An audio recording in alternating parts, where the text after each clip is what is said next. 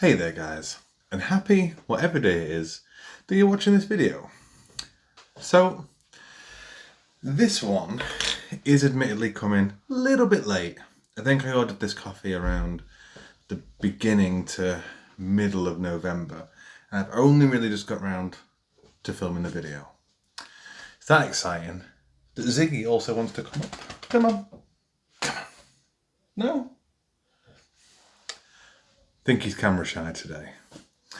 But this one is coming from a roaster that I actually really like, and it's been a while since I had the coffee from them.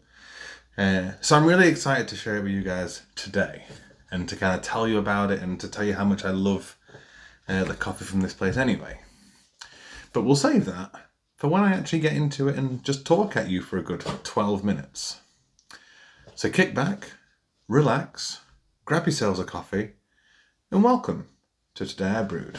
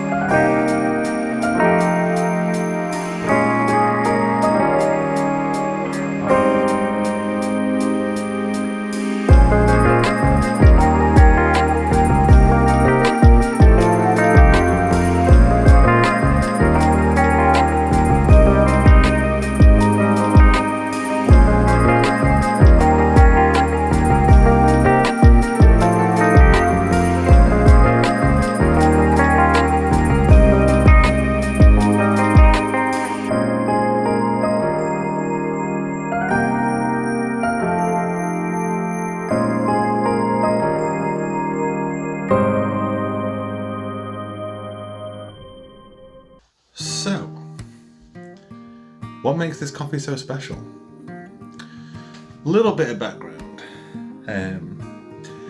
When I first started kind of brewing in my Chemex and stuff, and this was a few years ago now, I think it was during COVID, and I'd always just been kind of espresso focused pretty much my entire barista career.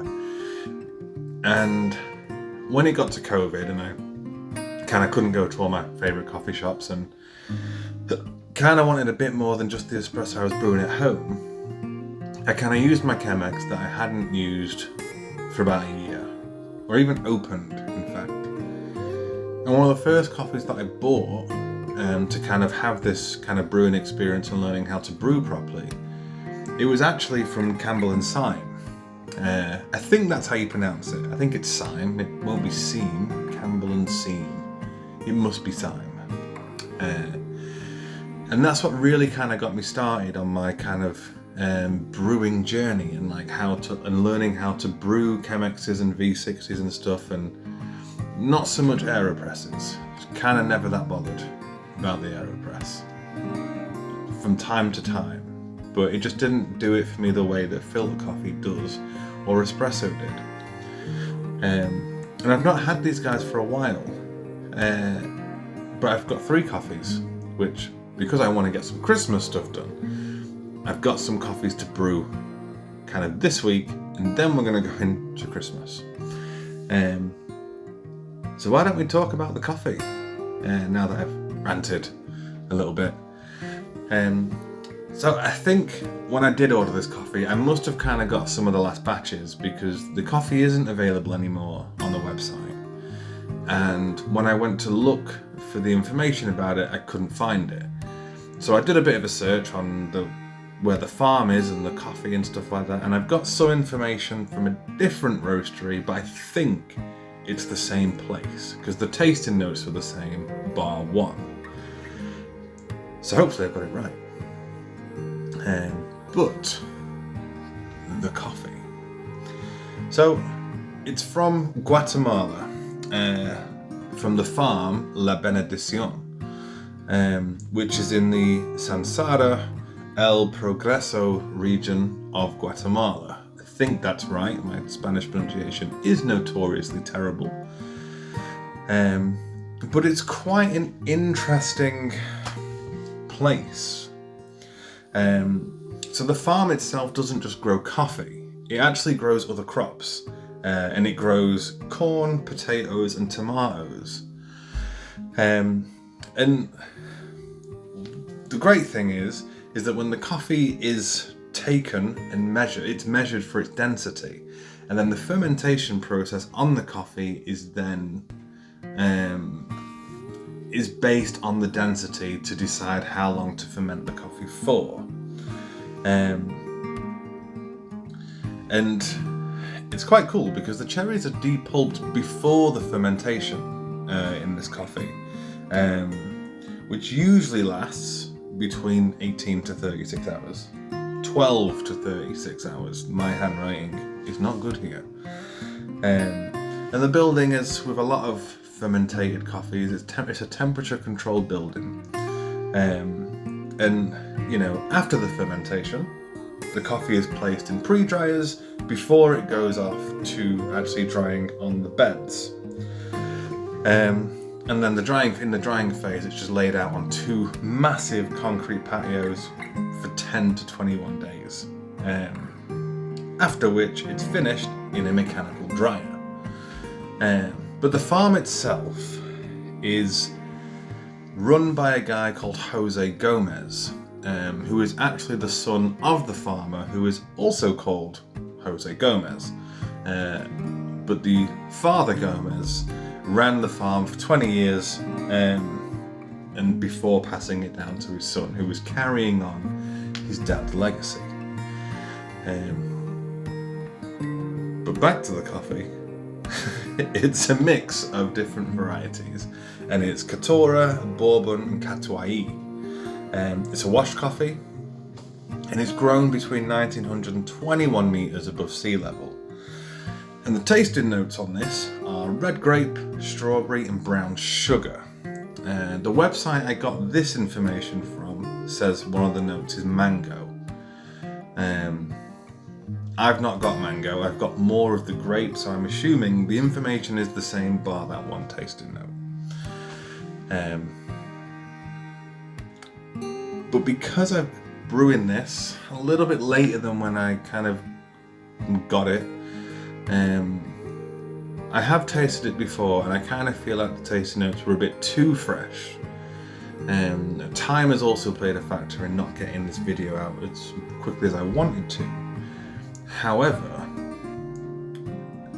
now that I've got it here, kind of like, let's say 3 weeks later, I think, I haven't tasted it today, but it smells great. It smells delicious while it's sat here. So, let's get into it. Let's talk about the brew. Let's talk about the brewing process, and then we can smell it and we can taste it. Now, today when I've ground it, the aromas weren't as present as they were when they first opened the bag, which is kind of natural due to the time and the degassing and stuff like that of the coffee.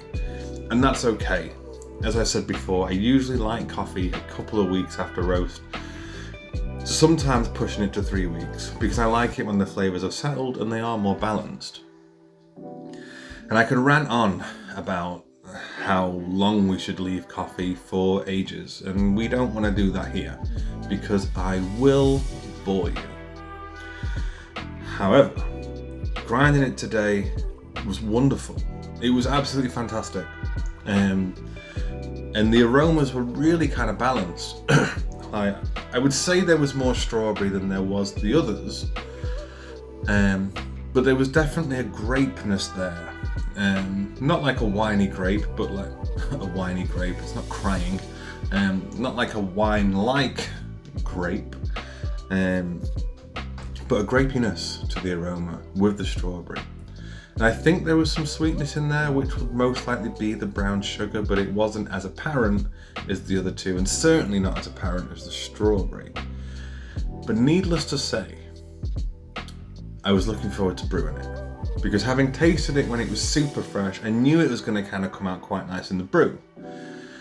But when I did start brewing it, there was definitely a cascade of harmony going through the aromas, much more grape in the aroma while it was brewing, with a lovely bit of strawberry, and then the hint of brown sugar.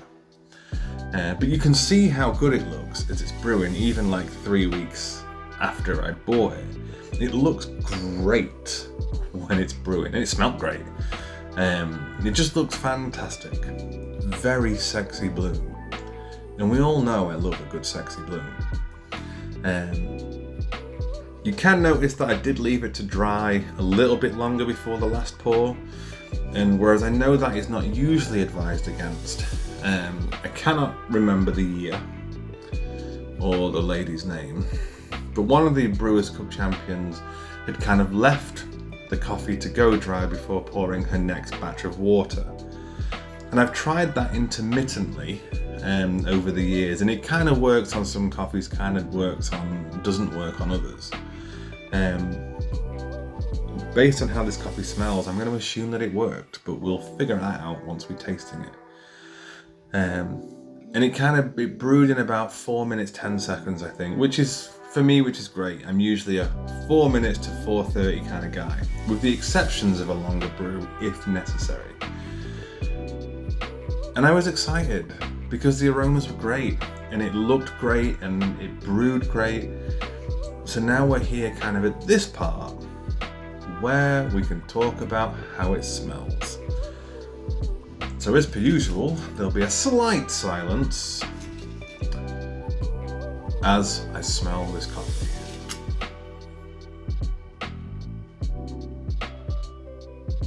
So some lovely strawberry in there, with like the grape underneath. And that feels like a really ripe grape, like a proper good one. And there's an ever so slight hint of brown sugariness.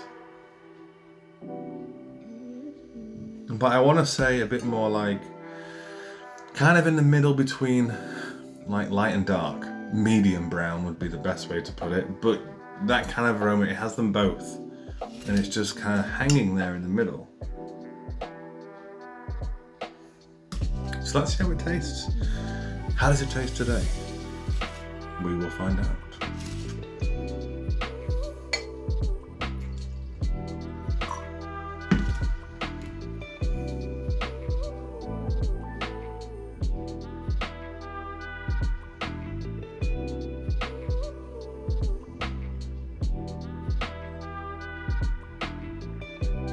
It's got a beautiful body.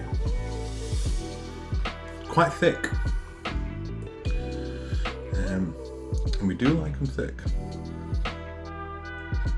Lovely sweetness coming through. Clean on the tongue. But it moves nicely. And there is an ever so slight lingering dryness on there.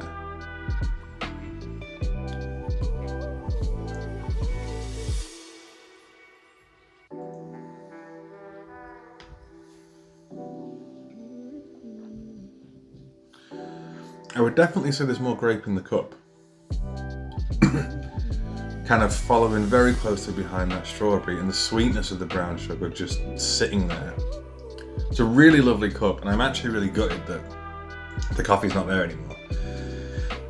Because this is a great cup of coffee. Which I didn't have any doubt, if I'm honest. I did not think it would be bad. Because I've never ever had a bad coffee from these guys before.